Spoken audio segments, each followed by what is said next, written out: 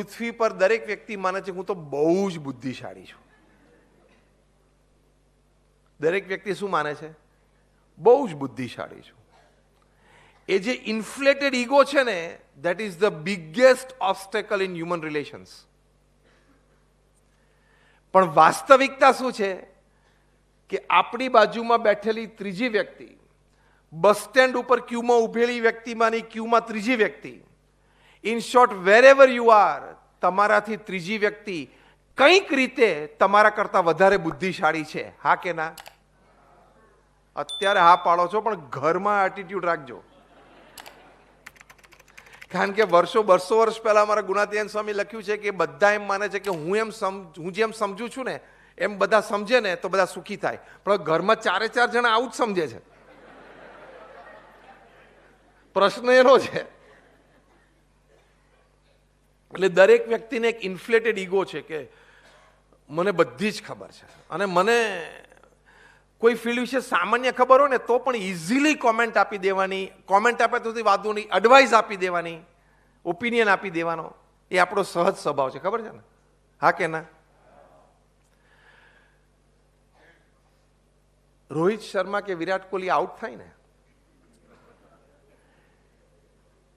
એટલે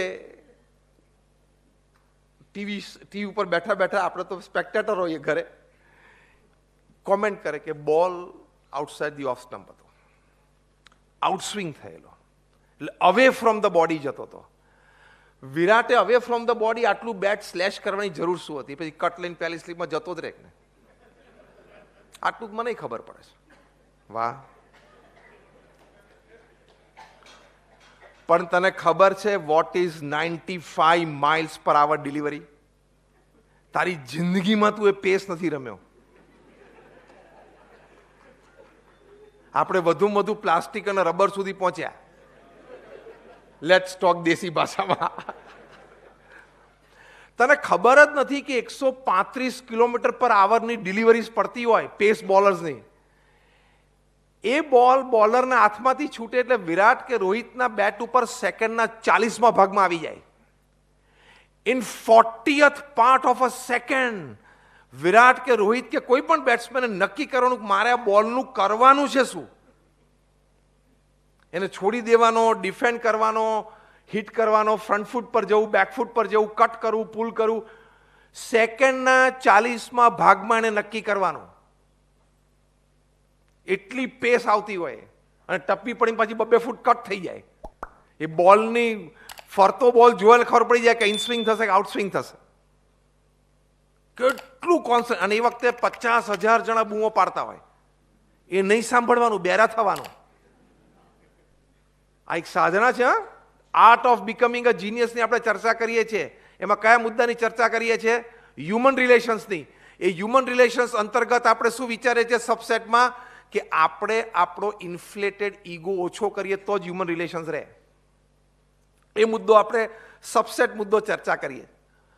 એને ખબર છે કે મિલિયન્સ મને અત્યારે ટીવી ઉપર જોવે છે અને millions are expecting a big century from me today, જીતાડવા માટે.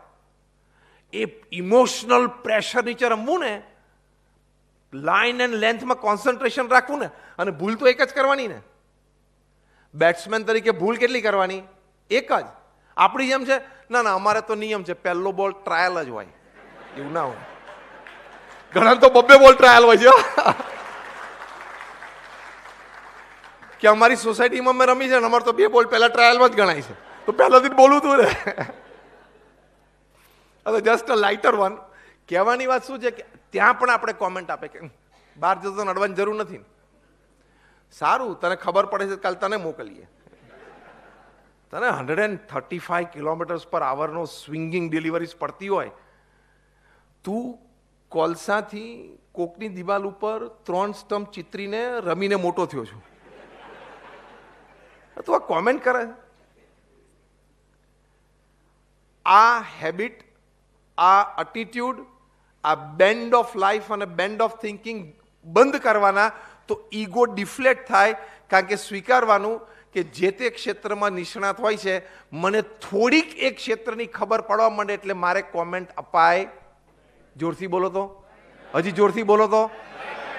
બસ આ યાદ, ધીસ અગેન ટેક અવે હોમ. હા, તમારે મન પૂરતું રાખવું, પણ એની કોમેન્ટ જાહેરમાં નહીં આપવાની. ઇન્ફ્લેટેડ ઈગો થોડો ડિફ્લેટ કરવા માટે છે કે મને બધી ખબર પડે છે, સારું છે, ઘણી ખબર પડે છે, પણ ઓપિનિયનમાં એટલે તો ઈગો ડિફ્લેટ થાય, તો હ્યુમન રિલેશન્સ થશે.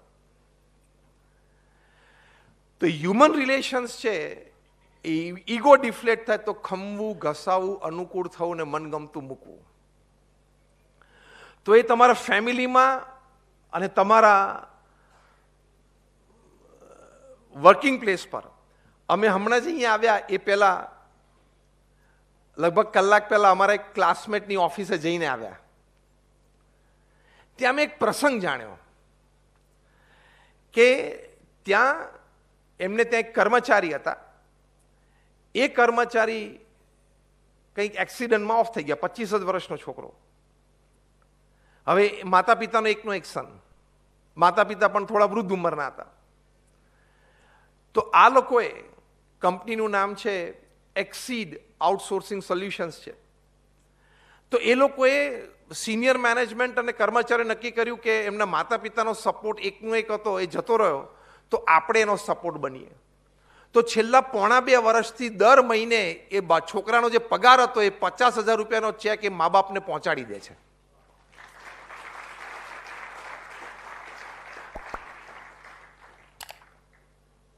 આ કેવા માનવીય સંબંધો કેળવ્યા કહેવાય. This is called the zenith of human relations. So this is the art of becoming a genius. કેમ? તમારા સાથેના લોકોને એમ થાય કે તમે હૃદયના શુદ્ધ ભાવ તેની સાથે એસોસિએટ થાવ છો તો they will reciprocate. તો સામે પણ શુદ્ધ ભાવથી તમારી સાથે એસોસિએટ થશે. પછી તમારા સંબંધો, તમારા કામ, જે કંઈ તમારા પ્રોજેક્ટ્સ, બધું સુમેળે સરસ ચાલે. કારણ કે at the end of the day તો હ્યુમન એનર્જી જ કામ કરે છે ને, હ્યુમન ટેલેન્ટ જ કામ કરે છે, હ્યુમન આઈડિયાઝ જ કામ કરે છે. As simple as that. તો માનવીય સંબંધો ઉપર આપણે ખૂબ ધ્યાન રાખવાનું.